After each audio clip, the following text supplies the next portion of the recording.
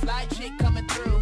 Nice to meet you. Glad you came too. Like your style when you know you got moves. You spit game and you know you spit.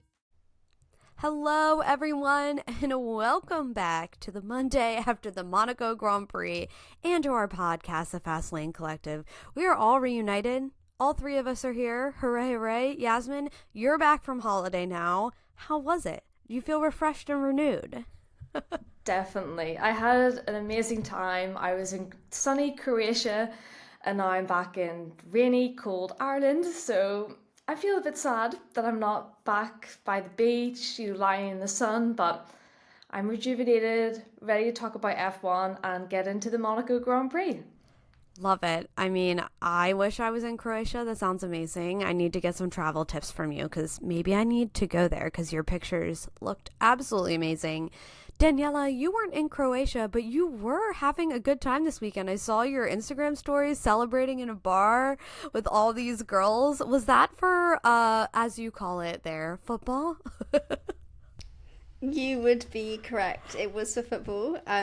Arsenal women's team won the championship, and it's the first time that they've won it since 2007. It's the first time that a British team has won it since, I don't even know, maybe since 2007 as well, I'm not sure, but a long time. And I'm a very, very new football fan, very new. Still don't know what's going on half the time, but I chose Arsenal as my team, and I was just celebrating. It was a girl event, so it was only girls in the room. It was amazing. I had such a great time. One of my best friends that I was with is the biggest Arsenal fan, so we just wanted to be there for her, and we all just had such a great time, and it was amazing. It looked like so much fun, you guys. At first I was like, wait, is this for the Monaco Grand Prix? Because the time difference, and I woke up late that day and I was like, are you cheering for qualifying? I'm confused. And then I was like, no, I don't think so. I think this is for football. But I mean, leave it up to the women to get the job done. Way to go, women's Arsenal team. Congrats. That's huge. And yeah, I'm surprised you're a new football fan because I feel like football is the leading sport over there where you are. Yeah, it is. It's just I didn't really grow up watching football. I feel like for a lot of people, that's how they get into it. I grew up watching motorsport, so that's kind of how I chose, I guess, F1 over football. Wasn't really that interested in it until this year, with the company that I work for also covered WSL, which is the Women's Super League, and so all of my friends that I work with are big women's football fans, and they introduced me into it, and now I'm obsessed. And it's the Euros, so it's going to be a good summer. That's awesome. I love that you found a newfound sports love. All right, let's get into it because we've got some things to talk about with this Monaco Grand Prix, surprisingly. Usually this is a pretty humdrum race, and it kind of is still a humdrum race this weekend, but there was a little spice in there, and we've got a lot of things to talk about with the new rules and regulations that came along with this race. But first, we're jumping into the news really quick. We wanted to give a shout out and a big congratulations to Naomi Schiff and her husband. They announced this week that they are pregnant, which is so awesome and so exciting for her. And she looks beautiful as always. The announcement photos were beautiful. I mean, just big congrats to her. I think too, as women who work in sports, sometimes it's like, oh, you can't have kids, or it's really difficult to have kids because you're always on the road, and work is your life a lot of the times. It's a very, very taxing job. So it's really exciting to see that she's decided to start a family and also be like, no, I can do both. I can still be an amazing F1 presenter trackside and also be an amazing mom. And we're so excited for her and excited to just come along with her on this journey if she shares more. So big congratulations to those two. Wanted to start off the show with some good and happy news. Another piece of big news that came out this week, Adrian Newey. He has reappeared. It was his first time back in the paddock, not just since leaving Red Bull, but with Aston Martin and for this year. The man was in green. I have to say, I don't think green's his color. he just looked very out of place, honestly. And the clothing looked way oversized for him. I don't know, maybe the stress of building that new Aston Martin, he's like just gotten skinnier. Honestly, I would too. But it was exciting to see him back, obviously walk around the paddock with his notebook, I'm sure making everybody nervous. Christian Horner was in an interview, and they asked what it was like seeing him back. And he was like, I don't know, I haven't really talked to him. I've seen him though. And he said he looked like a boogie in green. Daniela, did you think Adrian knew he looked like a boogie in green? Or were you excited to see him back and think green suits him? I think I have to disagree slightly with Christian Horner there. I'm not sure if green fully suits him, but I also think it is just the fact that it is a little bit jarring because we're so used to seeing him in Red Bull gear. Seeing him in Aston Martin green just throws you off. It's like when a driver moves a team and then the colours completely change. It does throw you off a little bit. I think in a few races' time I'll be used to it and it'll be fine. But I'm glad that Adrian Newey's back. I'm really excited to see what he's going to do with Aston Martin. As I said a lot last year, I really thought he was going to Williams, so I am still a little bit brokenhearted about that. But I am excited to see what he has in store for Aston Martin next year. New regulations are coming in. I think it's going to be very exciting. Yasmin, do you think Adrian Newey is doing some snooping, taking a look at everyone's cars, what they've done for this year, maybe getting some ideas for what he needs to do for the Aston Martin next year? Of course. I mean, it would be stupid for him not to. I think everybody in that paddock feels a bit nervous when he's about, especially with his notebook, like you mentioned, Brianna. So he's definitely probably jotting down some ideas like, oh, their wing's a bit different here. He's just such a genius of a man. So I'm really excited as well to see where he takes Aston Martin. I am wearing green today, but not because I want to look like a bogey. So Christian Horner, don't come for me if you see me in green. But it does look so weird, him being in green, because when I saw like the footage of him in the uniform, I was like, oh, like at first I didn't even recognize him. I was like, oh, because I just expect the navy and red. So it was strange, but like Daniela said, we'll get used to it. Yeah, it was kind of like seeing Lewis in red for the first time. It felt wrong and weird and you didn't even recognize him at first. It gave similar vibes. But also leave it to Christian Horner. I mean, Christian Horner is just butthurt, honestly. Like, he couldn't even say something nice. Like, oh, it was good to see him again after so long. No, he had to, like, throw an insult that Adrian Newey looked like a boogie in green. I was like, oh, bro, just...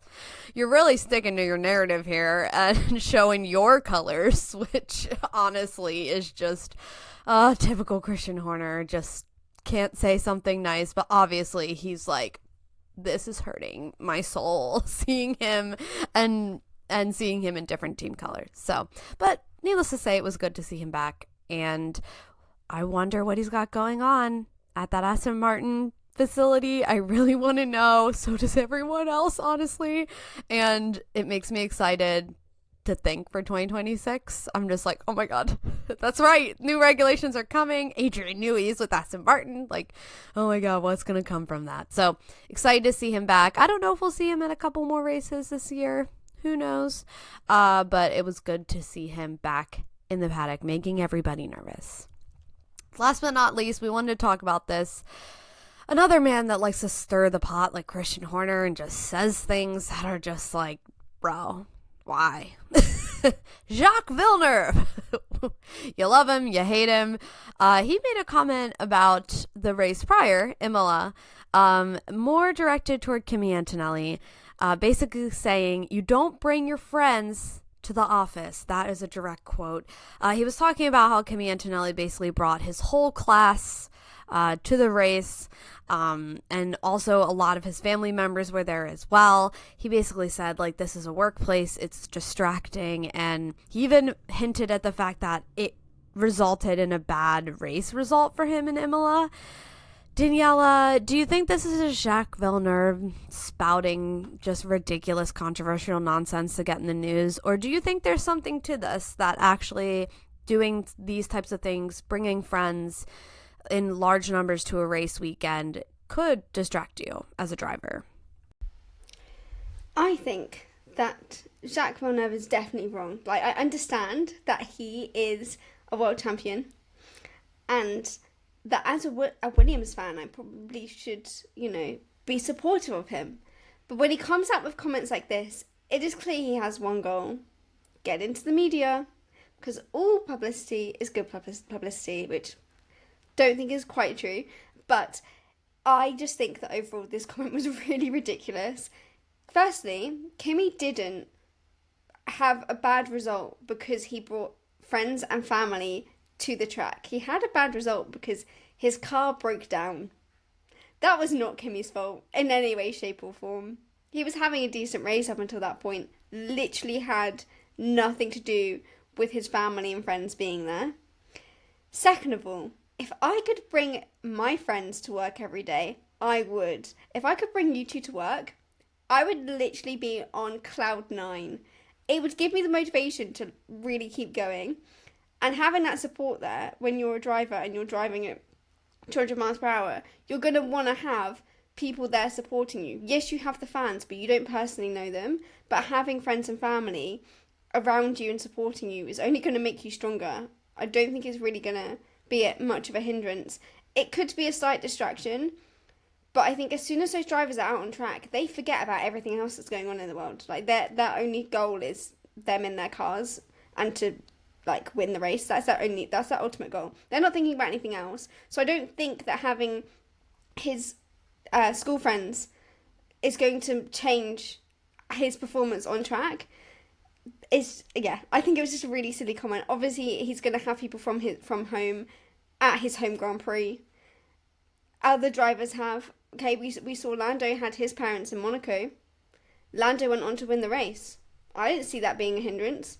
So why are you saying this for Kimi? Because Kimi's car broke down. He had an engine failure. He did not crash his car. He did not do anything that resulted in his DNF. It was completely out of his control. Yeah, and Kimi did qualify P13, so definitely not a great qualification, but you're right, Daniela. In the race, that was not Kimi's fault. It was a DNF. Yeah, and Lando, you're right. Lando did have basically his whole family there. We don't often see his mother at races, so that was huge. And also, Lando hard launched a relationship this weekend. And won the race. So you could take it both ways. Yasmin, what do you think? Do you think distraction or do you think just celebration? It's so annoying. I think Jacques Villeneuve is from an era of drivers where you weren't allowed to have fun.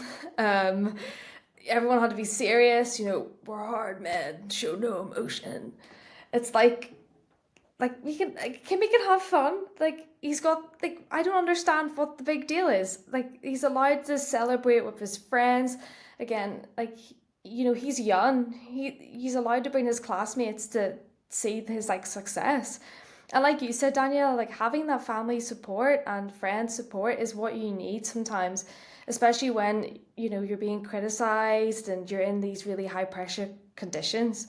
And I think it would be different if Kimi was bringing a whole group of friends and family to every single race. But it was one race out of the calendar. Who cares? Jack, who cares? Who cares? I feel like Jacques Villeneuve always has the worst takes. Every time I hear him in the media, I'm just what? Who gave you a microphone? Relax. He's always so mean. Come on. You're right. Every time we do usually hear where he gets in the media, it's usually for something like this, like a hot take. And I'd like to point out that Kimi had his whole class at the track on media day, on a Thursday. They weren't there the rest of the week. They weren't there during the race. Media day is one of the days that is probably just the least stressful and honestly annoying because they're just hopping from media to media all day long. It wasn't like he was getting ready to get in the car or anything. So, yeah. Take it how you would like. Just another hot take from Jacques Villeneuve here, but it was in the news this week, so we had to bring it up. All right, let's get into the Monaco Grand Prix for 2025. Obviously, I feel like there was a lot of high hopes. There's always a lot of kind of, just hype around Monaco because it's Monaco. It just is Monaco, like with the racing, but also you see all these people here at this race, celebrities, like just the whole show of it. I feel like everyone's always just kind of looking forward to Monaco. The track is very difficult, but obviously we know overtaking at this track is pretty much impossible. But this year, we had a new rule implemented, if you were unaware, like Mercedes. This year, the teams were required to do 2 pit stop minimum on this track. This was something implemented by F1 and FIA this year to hopefully kind of spice things up, cause a little confusion and excitement around this racing, and maybe start to make this race a little bit more interesting. As we know, qualifying very, very, very important here. It's probably out of the weekend the most exciting day, qualifying. So we'll start there. Obviously, McLaren just really pulled it out when they needed to. Charles Leclerc looked sharp every practice, every qualifying. And I will say, going into this weekend, I was like, well, this is going to be a sad one for Ferrari. But then as I saw Charles practice, I was like, the hope came back into my eyes. I was reliving last year's Monaco Grand Prix, and I was like, oh, maybe again it will happen. So much so that, GP Girl has a whole line around Charles Leclerc winning the Monaco Grand Prix, and I was wearing that merchandise this week in hopes of manifesting another Charles Leclerc win in his hometown. That was not the case. Obviously, McLaren just amazing job in qualifying. Yasmin, were you expecting McLaren to be this fast around Monaco, or did you think Charles Leclerc, the Prince of Monaco, was just gonna come guns a-blazing? Firstly, you should definitely have a look at GP Girl and all their products. Just, pin it in there, especially if you're so sweet. Especially if you're a Charles Leclerc fan. I mean, there's plenty of stuff there for you, so go have a look. Go have a look. But unfortunately, I did think that the McLaren would be kind of on top. Of course, I want that dream of, Charles getting another win in Monaco, Ferrari on top. I think it's just like Ferrari and Monaco, it just goes together. It's what is supposed to be. But it's Ferrari, so it's not supposed to be. Because they always are something's gonna slip, either if it's with the car, if it's with the radio that we had in the race, which we'll get onto later. But yeah, that McLaren, see when they just have the open air, the open space on the track, it is like a whippet. And I'm just Lando just had it to a T this weekend. I really can't put a fault on McLaren this weekend. They did really well. So yeah. Now, Daniela, as a acclaimed Oscar Piastri fan, were you surprised to see Lando take pole this weekend over Oscar? Obviously, no, Oscar has just been seemingly outperforming Lando recently. And were you shocked to see Lando pull out this pole position and just a result for the whole weekend? Yes, I had a little bit more high expectations for Oscar. I did think he was going to take pole. It was getting really close. Brianna, I saw your TikTok of your reaction to qualifying, and I had similar feelings of I kind of thought that Oscar was going to be the one to take it. Leclerc was on provisional pole, and I was like, oh wow, but I saw Oscar and I was like, Oscar looks like he is gaining. He then didn't, but out of nowhere came Lando Norris, and I was really not expecting it, and he set a new track record, which blew my mind. I didn't think that Lando was going to A, get pole, and then B, set a new track record. Incredible performance from him in qualifying. And I just, as I said, was not expecting it. I really thought it was going to be between Oscar and Leclerc. Did not think that Lando was going to come in and take this completely off of both of them. Especially as Leclerc had been so strong in the practice sessions. I did kind of think that he was going to take pole. So I'm a little disappointed with Oscar's performance. I was hoping for more. I thought that he was at least going to start on the front row of the grid. Ultimately, he didn't. But it's nice to see Lando kind of being like, look, I'm here as well. And I may not be leading that Drivers' Championship, but I'm also strong. and I can get these results when needed. And there's obviously nothing quite like winning the Monaco Grand Prix. Yeah. Oh man, to say I was crushed is an understatement. If you didn't see my TikTok, it's my live reaction of watching the end of qualifying. And I was sure Charles was going to get it. One, we know he's amazing in qualifying. He just is. He gets that Ferrari into places in qualifying where honestly it shouldn't be at this point. But around Monaco is a different game. That boy knows every bit of that track. He obviously born and raised Monegasque. He's seen that race probably more than most of the drivers on the grid, and walks those streets, has been walking those streets every day since he was a child. And honestly, watching this race now, since I have actually been in Monaco in November of last year, it gives it a different perspective. Like, that run up that hill after turn 1 is way steeper than you think. I had to walk up it and down it multiple times, and I was like, oh my god.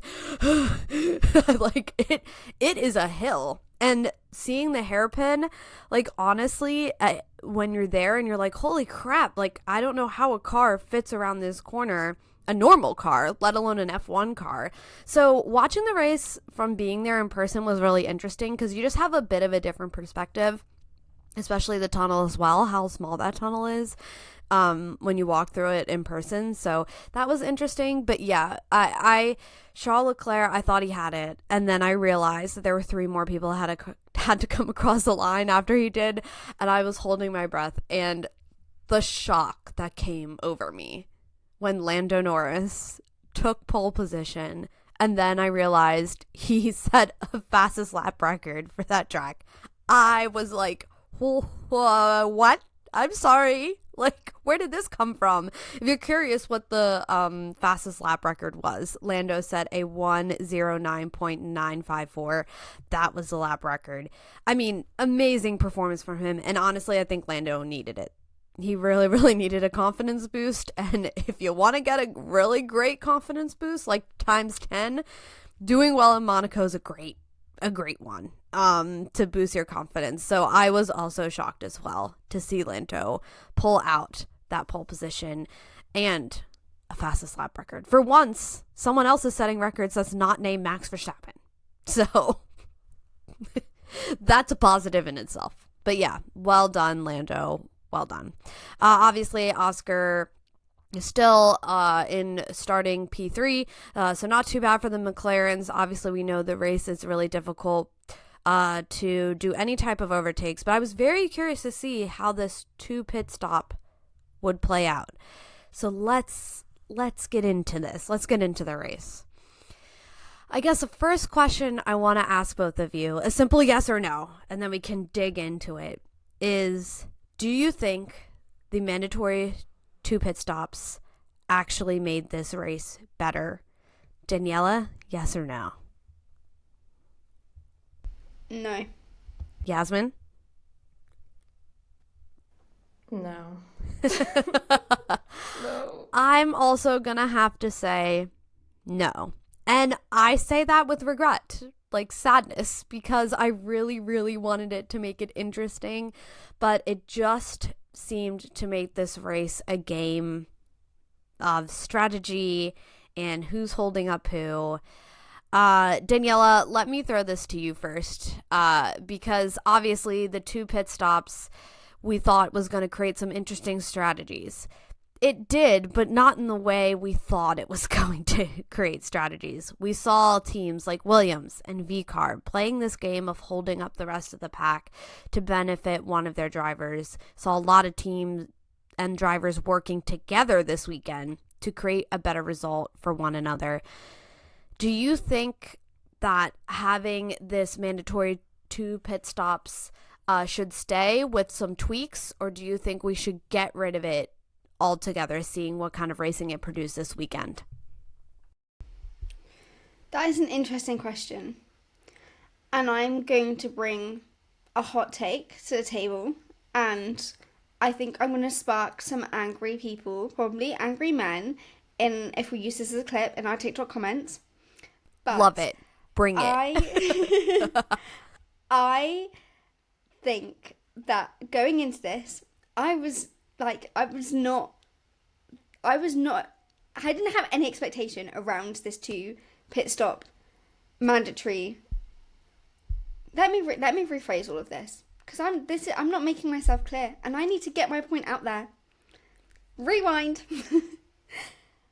I did not think that the mandatory two pit stop was going to create any more drama than Monaco already gives, which is nothing.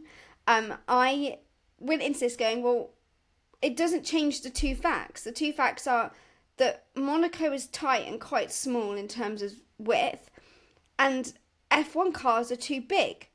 So we're not going to get any more overtakes. And I don't know about you guys, but that's the bit that really interests me. I'm like, I want that on-track racing action. Give me overtakes. Now, yes, strategy is a big part of Formula One, and it can be really interesting. And like, we can have some really intriguing races that come from strategy rather than from racing action. But I just knew it wasn't going to give. And everyone's like acting as if like this two pit stops was going to change the game for Monaco. And I, the whole time, was like, I know this is going to be boring. Like, I know that the top three are going to be the top three by the end of it. Nothing is going to change. And guess what? I was not wrong. Nothing changed. It was so boring. The only thing of that race for me that was interesting was the whole George Russell saga that we'll definitely come on to later. But none of that two pit stop strategy literally made that any more interesting. It was nice to kind of see the teams like and the drivers like acting with each other, seeing how that they could like hold up the field so they could take the pit stops. I liked that a little bit. It did make it boring, but I liked that the strategy played into it.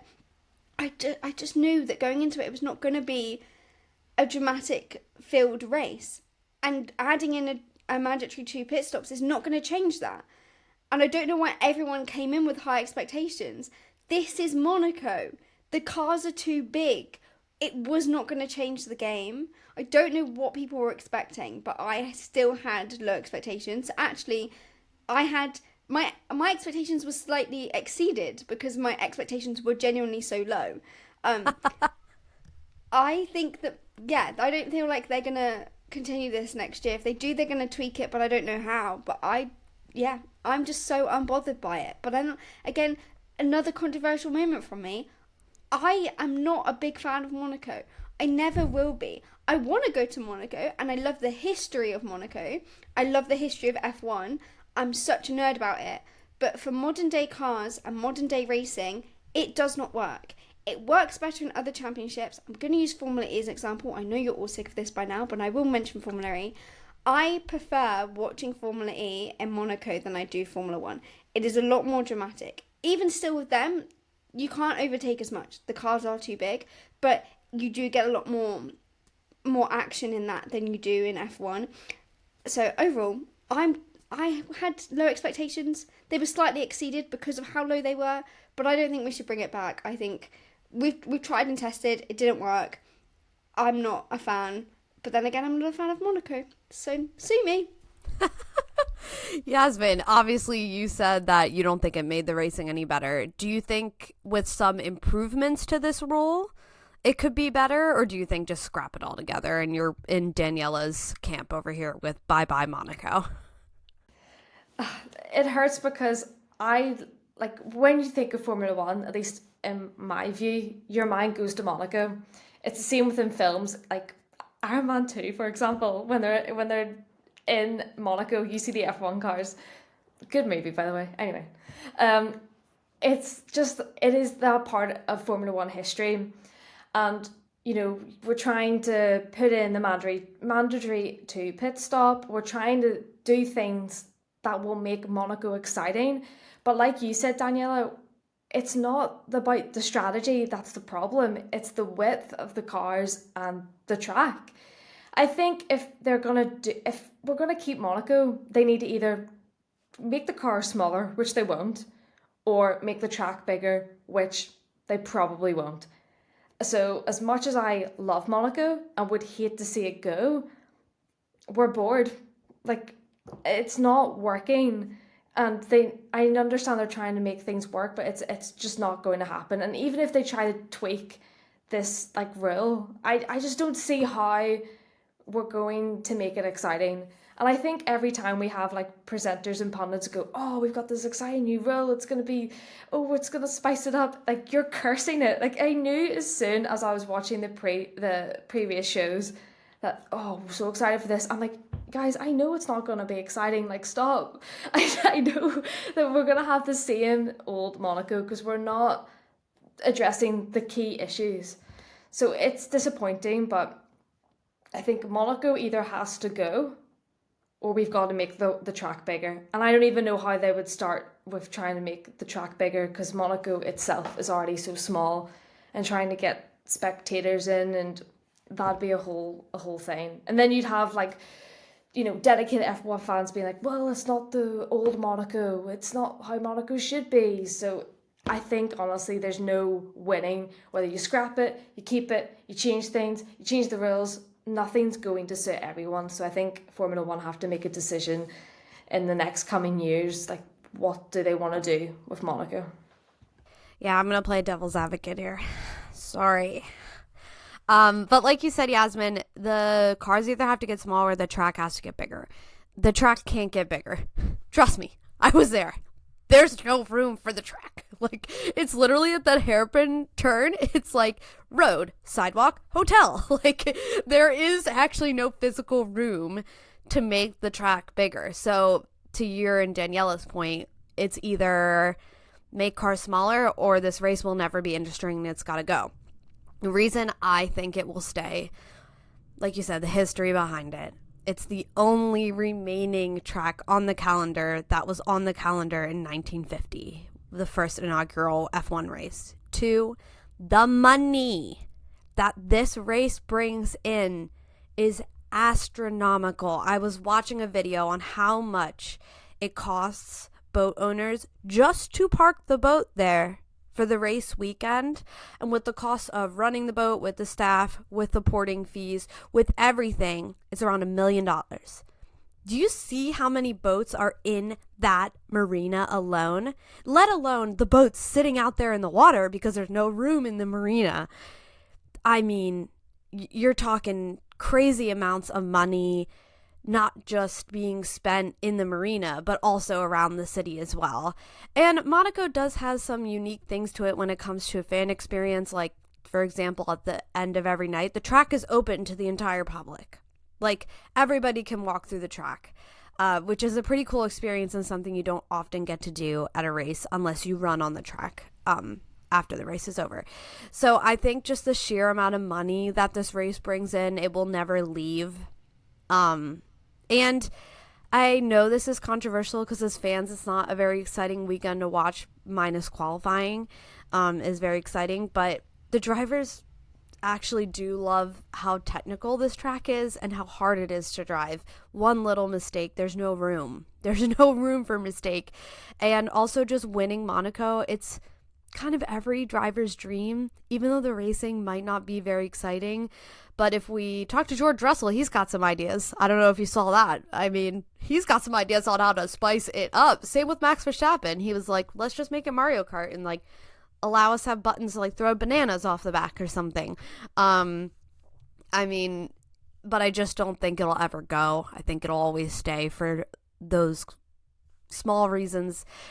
As fans too. I mean, I think it's on everyone's bucket list to go to as a race. Yeah, and I'm not saying completely like get rid of Monaco, because I think that the one great quality that Monaco has is that qualifying and all 3 free practice sessions make it, that's what makes the weekend. Like, if I was going to Monaco for the Grand Prix, I'd probably just go on Friday and Saturday because I think they're the most interesting days. And every driver like seems to really enjoy the practice sessions there in particular because they know that weekend is based on a 1 lap performance. They know that they need to get everything they can in 1 lap in qualifying. So they're doing kind of the same thing in practice. that is what they're thinking about that weekend. I don't think they're all necessarily thinking about the race, where for other tracks, the race is the priority, right? So that is why I like Monaco, because I like how we get to see a different side to the driver's approach to driving than we do at other tracks. And I agree with you, Brenna. Like, they all absolutely love this track. It is such a big moment every single year for F1 because of the history. And if I was a driver, I think I'd love to win the Monaco Grand Prix. That probably would be up there for me as well. And so I completely understand why the drivers want it. It's just hard for a fan to sit there and basically just see the same cars in the same order go round for 70 laps. Like, it's going to end up getting a little bit boring when you see that over and over and over again, 70 times in the same order. So there are pros and cons, and I'm not saying scrap Monaco completely. I think it deserves to be there because it does have a lot of history. I just think that for a fan experience, from watching from home, it is quite boring. Yeah, and I don't disagree with you on that, to be honest. I don't. So I think it's one of those tracks where you either love it or you hate it. I feel like there's some strong opinions on it on both sides. So I think that's what makes it so interesting. I feel like every year this is a topic of conversation with this race. Should it stay? Should it go? I know this year we were all hoping that this two-stop might cause some sort of chaos in some way, shape, or form. And it did, in the form of a giant traffic jam behind any V-carb or any Williams. So let's talk about that. Obviously, with this two-stop, some teams were like, hey, we can use this to our advantage, and we can use both cars, swap them out, and hold up the rest of the pack to keep us where we need to be. It was this game of just drive as slow as you can, so slow that some people said, screw it, I'm going to take a penalty instead if it means I get to pass this Williams. So Yasmin, what were your thoughts on how Carlos Sainz and Alex Albon were given the strategy of basically hold up the pack? So much so that at some point some people were arguing how slow some of these drivers were going, Carlos or Alex, was actually dangerous. Do you think that this was racing, a fair strategy, fair play? Like, hey, these are the rules, we're just playing within the rules? Or do you think this was absolutely ridiculous and they should kind of be slapped on the wrist for it? I understand that, again, they're playing within the rules. It's not that they were breaking the rules, and they were just trying to be smart and hold up the pack. But I could definitely see why, especially George Russell, got so angry at this. Like, I would be angry as well. Like, you're trying to get past, you're trying to make moves, you're trying to get up the grid, and you're just stuck behind this slow Williams. So I completely understand the anger. I do think if this is going to be something, if we're continuing with the mandatory two-pit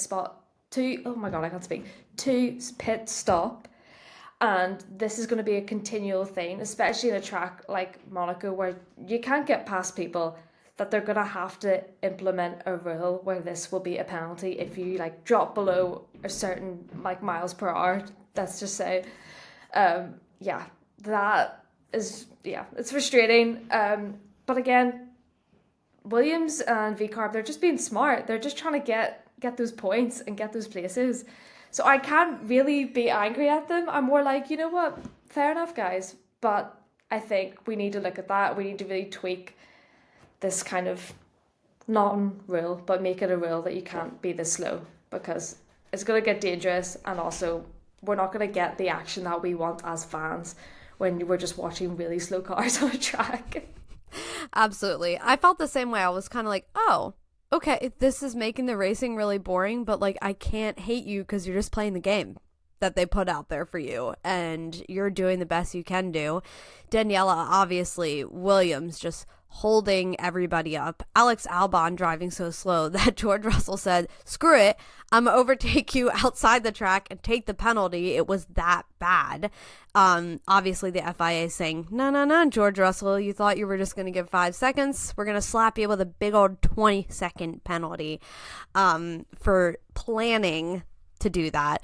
Do you think that this was fair with Williams, and do you think Mercedes was fair in arguing. Obviously, we saw Toto Wolff and James Vowles exchanging pleasantries, as we'll call it, after the race. Just how do you feel about that whole situation and how Williams decided to play the game this weekend? I think it was an interesting approach from Williams, knowing that it was going to cause a lot of controversy by holding the pack up. But I think it was very clever at the same time. Like, it made the racing boring, but I also was kind of like, hats off to Williams and VCARB for like coming up with these strategies. I can see why George was frustrated. And I get a little bit of road rage when people are being slow in front of me, and I'm like, I just want to overtake you. And I can't imagine what that's like driving around Monaco and, you know, you want to get a podium. Like, I can't imagine what that's like. So I do feel bad for George. But at the same time, like, you need to... I didn't feel necessarily bad about the whole penalty because I was like, well, you did plan to overtake and it was really obvious what you were doing and you did break the rules. Like, there's a difference here. George broke the rules, but Alex didn't break the rules. So I just felt like I couldn't really feel bad for George because I was like, I understand you're frustrated and you wanted to get past, but also you did do an illegal move. And that's up to you at the end of the day whether or not you do that, and you did choose to do it. Yeah. Fight me, because I know that other people strongly disagree with that, but that's just how I felt in the moment. I want to ask you, do you think the speed that Alex Albon was driving was dangerously slow, as George Russell was arguing? Yes. And I'm surprised the FIA didn't look into it. But because it was within the regulations, I also feel like it's a no, because I feel like if it was dangerous, the FIA would have picked up on it, or I'd have hoped them to, but then again, this is the FIA. So I'm not necessarily saying that I'm completely siding with Williams and Alex here. I feel like I'm kind of on the fence. I can kind of see from both sides, but I do think it was a little bit dangerous, but if the FIA aren't picking up on it, then I feel like I don't really have any ground to stand on with saying that. I know Georgia said it as well, but I feel like I can't really fight my argument if I'm not backed by the FIA in this incident. Yeah. Obviously, VCARB was playing the same game as well, but not to the extreme, I think, that Williams was in. And obviously, they were in different spots on the grid, so that played into a role as well. It worked out for Williams. They got those two last points. Alex finishing in 9th, Carlos finishing in 10th. VCARB also having some really great results as well. Isaac finishing P6, Liam finishing in P8. So their strategy did work out for them. Both teams got points. They both got what they wanted out of this race.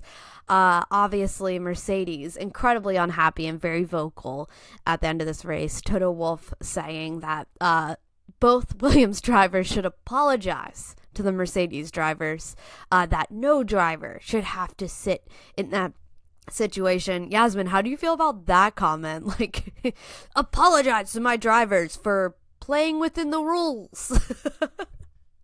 I mean, if it was the other way around and Toto did this, like, you know, he would be like, well, we're just playing within the rules. This is how the game is. Sometimes, you know, bad luck happens and, you know, you just have to suck it up. So I just think it's really ironic that he's complaining, you have to apologize. Like, I mean, we saw, I don't know actually if you guys saw, but like Alex Albon bought George Russell dinner after the Monaco Grand Prix. I did see that.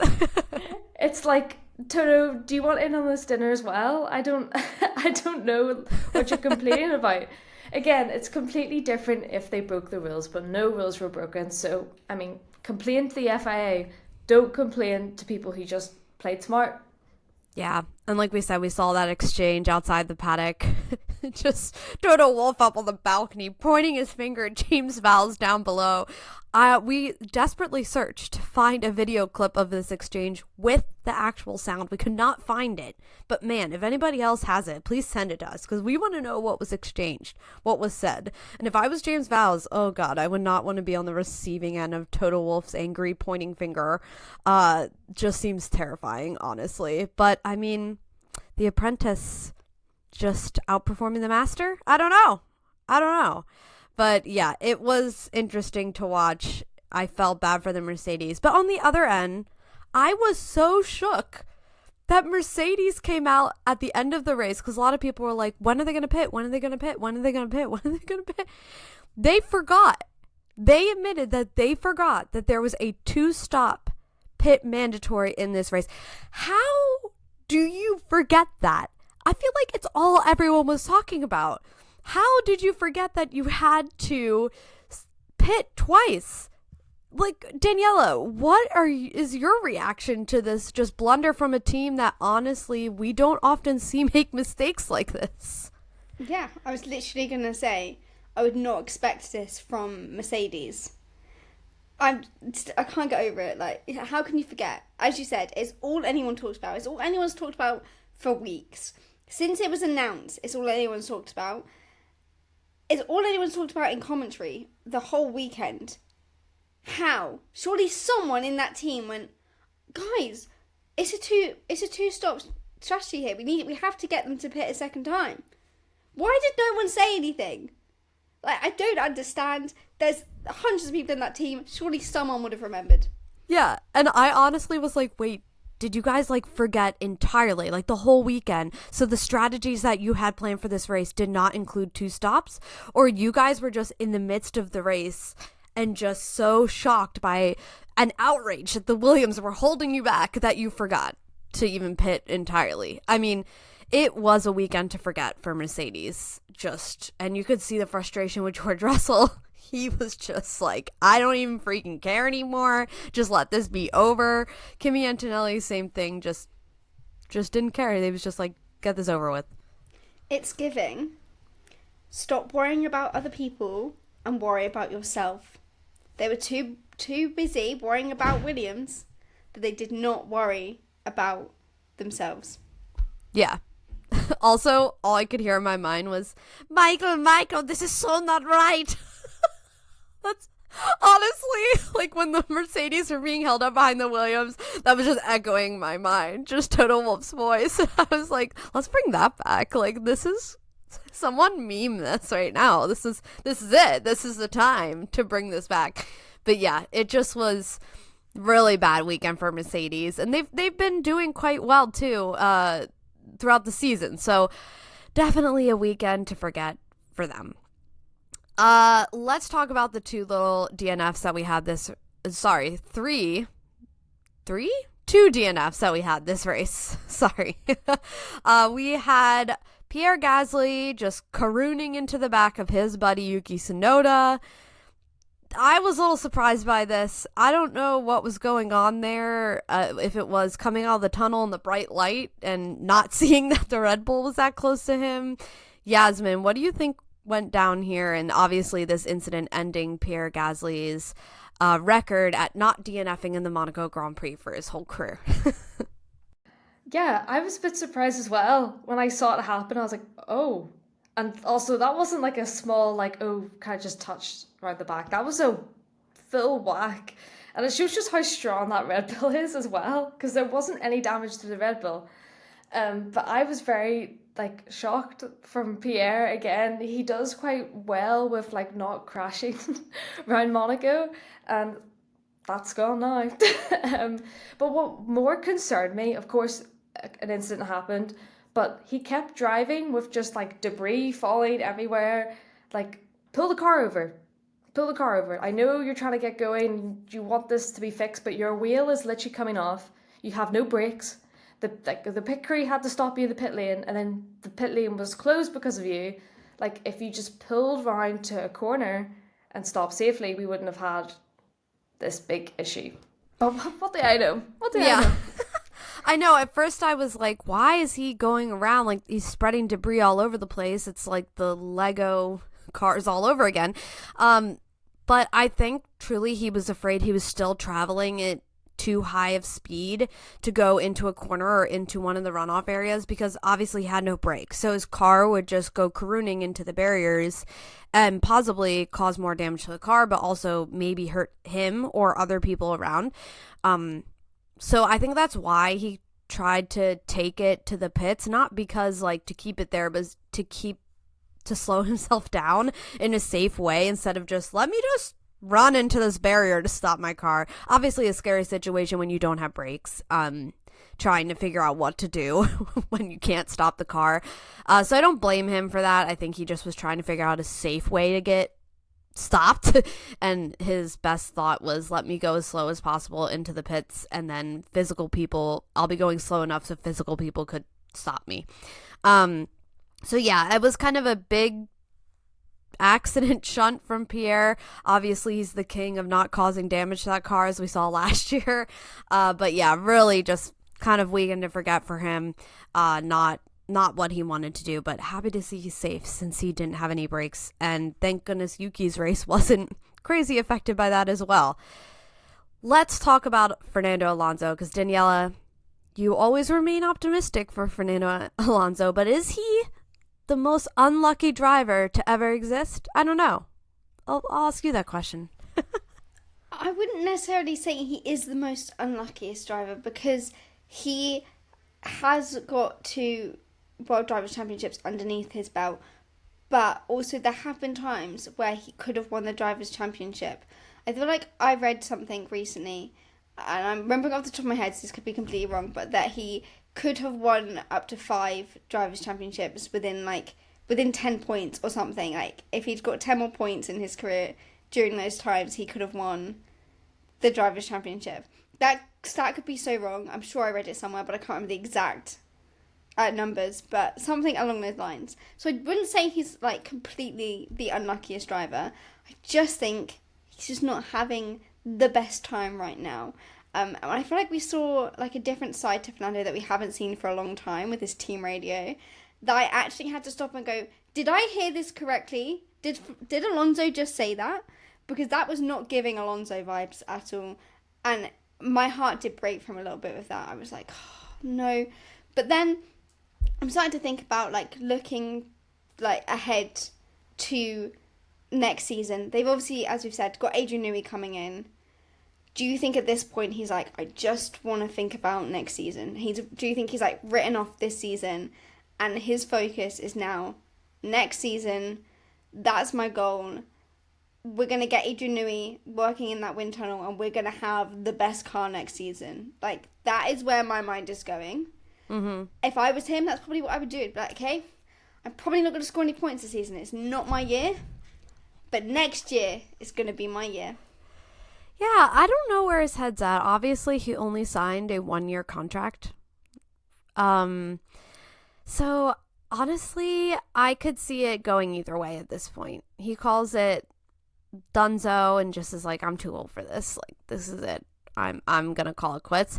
Or he's holding out for next year and is just sitting there like, okay, let's get this year over with so we can get to the age of Adrian Newey and move on from this atrocious car. So we'll see. But yeah, he was not happy on the radio. At one point, he was asked to start pushing and he literally was screaming like, I cannot push anymore. Like, I was like, ooh, okay. That ain't good. He ain't happy. So yeah, it was interesting to hear him so frustrated, and then to see him obviously DNF. They said it was a power unit issue that caused the smoke to start coming out of that car. So just another weekend to forget for Fernando Alonso. Maybe a whole season to forget for Fernando Alonso, honestly, at this point. But yeah, obviously he was the second DNF and the final of this race. So not a great weekend. And honestly, if you ask me where Lance Stroll ended up, I couldn't even tell you. I don't know. I didn't pay attention to him, and I never pay attention to him. So who knows where Aston Martin landed this weekend? Probably outside the points. But yeah, it's big bummer for Fernando Alonso. All right, let's finish out this episode with talking about Ferrari, because we had the tale of two Ferraris this weekend. Obviously, Charles Leclerc not having the result he wanted this weekend, but still a decent result overall, finishing P2 in his home race, and Lewis finishing P5. Charles, I think, definitely just was trying everything he could. He even said in the post-race interview that all night he was thinking about where are going to be the opportunities to pass Lando. In the beginning of that first lap, I thought, okay, if it's going to happen, it's going to happen here. It's going to happen on the first lap, and with Lando locking up so hard into turn 1, Oscar was even like, I thought you went in the wall. He was like, I thought you were over, and it was done. I thought, okay, it's going to happen. It did not happen. If anyone's going to make an overtake happen in Monaco, it's going to be Charles Leclerc at this point. And he kept up quite well during the race. I think Ferrari did a good job with the pit stops and keeping him in the right spot. Lando had great pit stops as well. Oscar, not so lucky. But Ferrari played it well with the strategy with Charles to keep him in the running. Pretty boring during the middle of the race. But then at the end, thank you, Max Verstappen.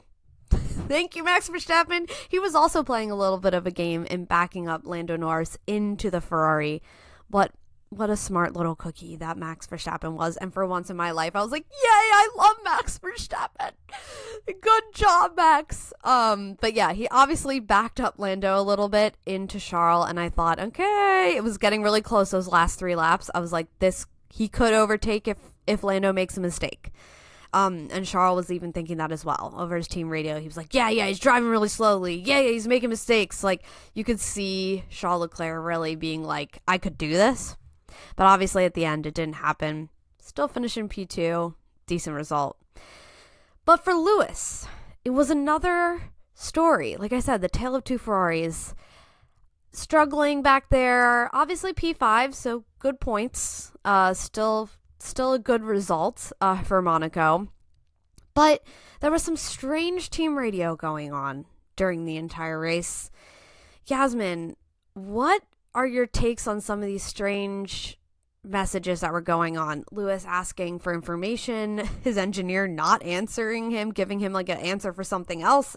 Lewis being like, no, that's not what I asked you, mate. Like, I just need an answer to my question. Also, toward the end of the race, Lewis saying, are you upset with me? And then cricket, cricket, cricket, cricket. What do you make of this team radio? Ferrari, in my opinion, have always had a weird way that they communicate through the radio. I think that's been like an ongoing bit that we've had on this podcast for a while. I think the internet has had this ongoing bit for a while. But, I mean, I thought this would change with Lewis Hamilton coming in. I mean, multiple world championship winner. I mean, he's been on the grid for so long. I guess I was naive to think that Ferrari would change how they talk to Lewis, who has been so used to a certain way, like Mercedes worked. But I don't understand this, like not number one, not answering just like a question your driver has, and like this relationship, like it's not going well. Like, you've got to communicate with your drivers so they know how things are going. And I think Charles has adapted to that, because Charles, I think, he does more than just driving. He does strategy. He does every call. And I think this is something Lewis is not used to. And I think that's why I guess he's having these quote unquote outbursts and more frustration on the radio. Again, it was kind of like, I felt like I was listening to like a private phone call between like a couple that have just had an argument. Like, are you upset with me? 100%. Those were the vibes it was giving. Like, are you still gonna, like, are we still dating? Like, do you still love me? Like, that's how I was feeling when I was listening to this. I was like, oh my God, like, this is so weird. And they just need to have like a conversation, I think, Ferrari and Lewis, and just, okay, when I ask a question, can you answer it? And I'll just understand their relationship a bit more. Maybe some more team building exercises. Yeah. Because I don't understand this really odd relationship that they have. It's not good. It's not good. The fact that he was like, are you mad at me? And then didn't respond. Talk about an abusive relationship. I mean, he just left him on red. And we're just like, no, like, we'll speak more about this when you get back. Like, nothing like that. It was just cricket. Silence. Like, left him there wondering, oh, maybe they are mad at me. I don't know. Like, I was having an anxiety attack when I saw that. I was like, oh my God, are they mad at him? What's going on? Like, are they gonna break up? Like, literally the thoughts going through my mind. Daniela, do you think this is a sign of communication breakdown, or do you think this is a sign that this relationship between Lewis and his engineer at Ferrari is just, they need to either get a new engineer in there or they need to do more trust falls? I don't know. I think that, as we've kind of already said, Ferrari work very differently. And if I was Lewis, I'd also be quite frustrated because I need like clean, constant communication. And I need to, like, the first thing I'm thinking of is, are they mad at me? Okay. I've been with my friends. If they seem a little bit off of me, the first thing I'm thinking of is, are they mad at me? So I really related to Lewis in that moment. I was like, I feel you. Okay. And the fact that you didn't get a response, my mind would be racing faster than I'm driving. And I just felt like this is just not what you want when you like switch a team. Like he had such a great relationship with Bono at Mercedes. He always knew that he was going to get clear comms of what's going on, what he needs to be doing, what the team thinking. And then he went to Ferrari, and Ferrari are already known as kind of it all being a hot mess. When it comes to strategy, when it comes to communication, when it comes to working as a team, it is all a bit of a mess. And Ferrari need to figure this out. I don't know whether it's a language barrier. I don't know whether they just think that they work differently. I don't know what it is, but they need to figure this out because it's actually painful to watch and listen to. I think they need to figure out what is the best way to communicate with their drivers and the drivers to communicate with the engineers, because this really is not working. And we've seen this from the first race of the season this year. Like, it has been crazy to see that we're now a good few races in, but nothing has changed. Like, we're still in that place of, like, this is not working. And initially I said that I thought, you know, like, Lewis has come to a new team. He's been with the same team for a very long time. And that switch up is going to play a big factor into it. But this was one of those things where, like, he just was not getting the information he needed, and it's still not changing, and they need to going forward. I agree. It's not something we want to hear on the radio, and it honestly is sad. So I don't know what they're going to do. Hopefully this was a wake-up call, but hopefully they fix that, because it ain't a good look, and it's not good for your drivers, and it's not good for your team. It's not going to win you a championship, that's for sure. All right, Monaco has come and gone. We've given our opinions. We've seen the results of the new rule, and we're unimpressed. So we'll see what comes out. We'll see if the FIA or F1 kind of comment on how this new rule has implemented, and we'll see what their plans are for the future. But obviously, I mean, congrats to Lando Norris. What a great win. I mean, what a great way to just reboost yourself, give yourself that energy, and congrats to McLaren, because I don't think I've ever seen Zach Brown happier, and I thought I've seen him happy. Nope, saw him happier this weekend. So all right, guys, as always, make sure to comment, like, and subscribe to the podcast at the Fastlane Collective _ on all social media. And we're over on YouTube as well. If you like to watch your podcasts, we're over there. Make sure to subscribe so you don't miss a single episode.